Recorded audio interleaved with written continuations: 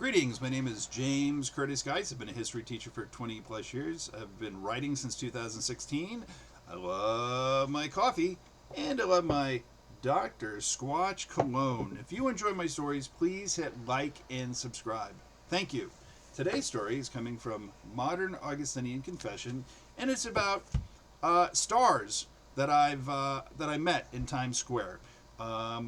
I lived in New York City for 10 years, and in that 10-year period, I probably met or witnessed at least 30 television or movie stars during that time period. So, this is Times Square. Joe Franklin of The Joe Franklin Show.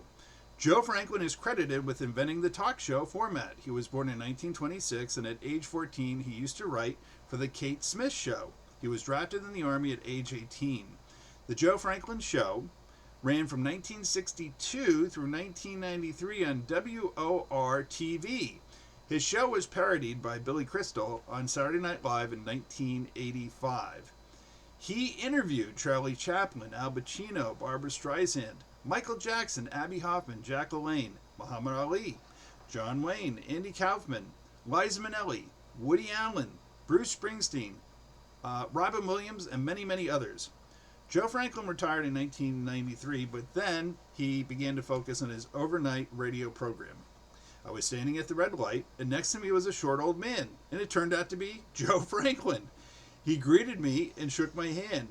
Wow, I remember seeing this guy as a young kid in the 70s and in the early 1980s on WOR-TV. The show seemed cheap and hokey, but Franklin made it work. He was a New York institution. A second person I met in Times Square was the actress Sylvia Miles. I was standing at a light at Times Square, and next to me was the realtor from the movie Wall Street. I said, "Excuse me, weren't you in Wall Street?" And she said, in her raspy voice, "Yes, honey, and I'm a two-time Oscar nominee for Midnight Cowboy, which was in 1969, and Farewell, My Lovely, which was in 1975. Nice to meet you."